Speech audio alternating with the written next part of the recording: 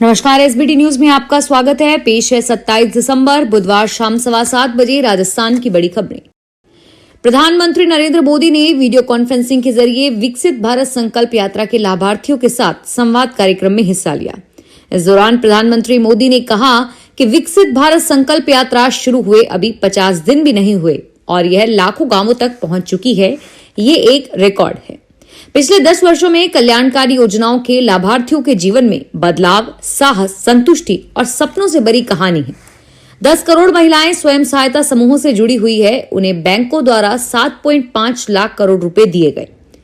PM ने कहा कि विकसित भारत के संकल्प से जुड़ने और देशवासियों को जोड़ने का ये अभियान लगातार विस्तार ले रहा है, दूर दूर गांव तक पहुंच रहा है और गरीब से गरीब को जोड़ रहा है। राजस्थान के सीएम भजनलाल शर्मा के मंत्रिमंडल विस्तार में अभी और भी समय लग सकता है। अभी तक संभावनाएं थी कि बुधवार या गुरुवार को मंत्रिमंडल का विस्तार हो जाएगा, लेकिन मीडिया रिपोर्ट्स के अनुसार अब मंत्रिमंडल विस्तार वीकेंड तक टल सकता है। शुक्रवार और शनिवार को मंत्रिमंडल विस्तार की संभावनाएं जताई जा रही है और उधर मंत्रिमंडल विस्तार को लेकर राजभवन अलर्ट मोड पर है। किसी भी समय सरकार से सूचना आने पर तैयारियों को अंतिम रूप दे दिया जाएगा। हालांकि प्रोटोकॉल के अनुसार सरकार को कम से कम 24 घंटे पहले राजभवन को सूचित करना होगा। राजस्थान में सेंट्रल जीएसटी की इंटेलिजेंस विंग ने जयपुर में बड़ा खुलासा किया है। इस साल की सबसे बड़ी कार्रवाई करते हुए फर्जीवाड़ा पकड़ा है। 1000 करोड़ रुपए से अधिक का फर्जीवाड़ा करने का बड़ा खुलासा किया तो हड़कंप मच गया। दिल्ली के आशुतोष गर्ग द्वारा फर्जी फर्मों का संचालन किया जा रहा था। अनजान नाम के समान पते और ईमेल आईडी का उपयोग कर रहे थे। सीजीएसटी की इंटेलिजेंस टीम ने रैकी कर फर्जीवाड़े को पकड़ा है। इस बीच गर्ग के अकाउंटेंट और लैपटॉप की फोरेंसिक जांच की जा रही है। फर्जीवाड़ा पकड़ा गया है।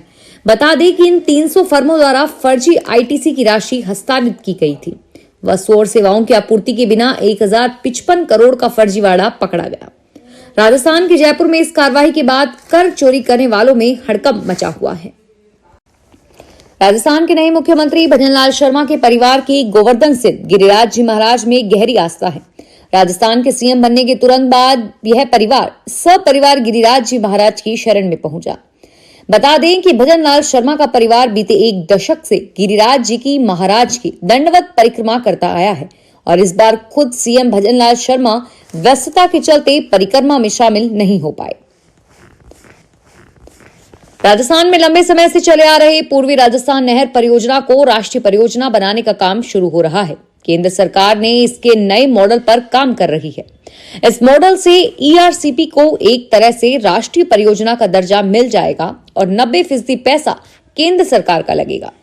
केंद्रीय जल शक्ति मंत्री गजेंद्र सिंह शेखावत ने ईआरसीपी को नदी जोड़ो प्रोजेक्ट के जरिए आगे बढ़ाने की पुष्टि की है। ड्राफ्ट एमओयू पर चर्चा के बाद राजस्थान और मध्य प्रदेश के बीच सहमति बन सकती है। भारत सरकार द्वारा स्वास्थ्य के क्षेत्र में संचालित योजनाओं से राजस्थान के हर पात्र परिवार को लाभान्वित करने के लिए आयोजित की जा रही विकसित भारत संकल्प यात्रा में क्षय रोग उन्मूलन की दिशा में प्रतिबद्धता के साथ काम किया जा रहा है। चिकित्सा व स्वास्थ्य विभाग के अतिरिक्त मुख्य सचिव श्रीमती शुभ्रा सिंह ने बताया कि राजस्थान में क्षय रोग उन्मूलन को लेकर उल्लेखनीय काम हो रहा है। उन्होंने बताया कि क्षय रोग उन्मूलन लक्ष्य 2025 की प्राप्ति हेतु प्रदेश में सभी संभावित क्षय रोगियों की सघन जांच की जा रही है। कांग्रेस के पूर्व अध्यक्ष राहुल गांधी अपनी भारत जोड़ो यात्रा का दूसरा चरण 14 जनवरी को मणिपुर से शुरू करेंगे।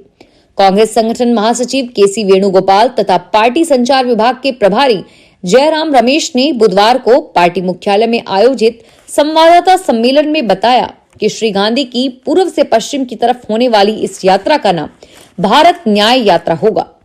उन्होंने कहा कि श्री गांधी ने पिछले साल 7 दिसंबर को तमिलनाडु की कन्याकुमारी से जम्मू कश्मीर की राजधानी श्रीनगर तक करीब 4500 किलोमीटर की यात्रा शुरू की थी और अब इम्फाल से दूसरे चरण की यात्रा शुरू करेंगे, जो करीब 6200 किलोमीटर की दूरी तय करेगा।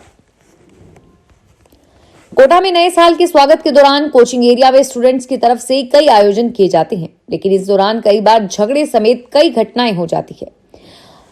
ऐसे में कुल्हाड़ी थाना पुलिस ने लैंडमार्क कोचिंग एरिया के लिए गाइडलाइन जारी की है और इसमें पुलिस ने साफ तौर पर कहा है कि किसी भी होटल्स में न्यू ईयर को लेकर कोई भी प्रोग्राम बिना परमिशन के नहीं होगा।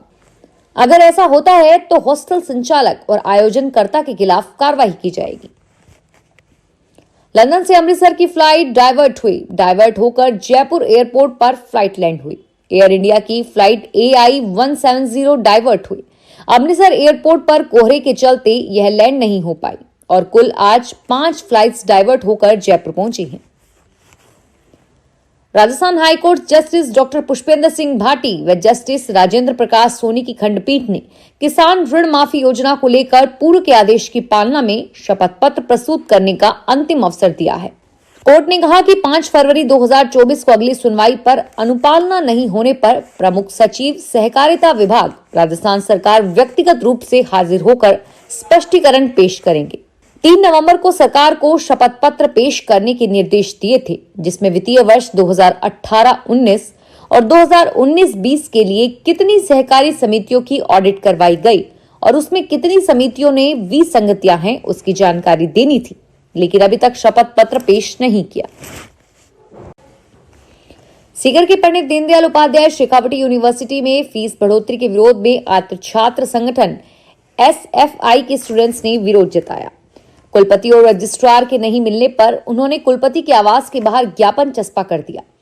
स्टूडेंट फेडरेशन ऑफ इंडिया के जिला सचिव महिपाल गुर्जर ने बताया कि वर्तमान में यूनिवर्सिटी द्वारा नई शिक्षा प्रणाली के तहत सेमेस्टर प्रक्रिया लागू की गई है।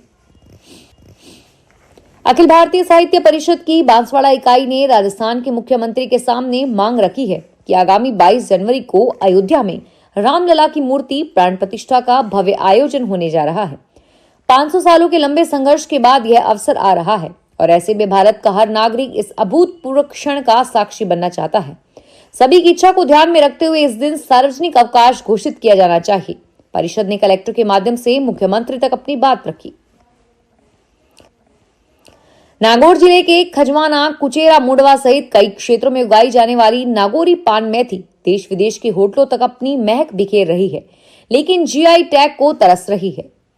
गत वर्ष दक्षिण एशिया जैव प्रौद्योगिकी संस्थान जोधपुर व राष्ट्रीय बीजीय मसाला अनुसंधान अजमेर ने मिलकर नागौरी पान मेथी पर अनुसंधान करने का राज्य सरकार को प्रस्ताव भेजा था, लेकिन प्रशासनिक उदासीनता के कारण अनुसंधान शुरू नहीं हो पाया।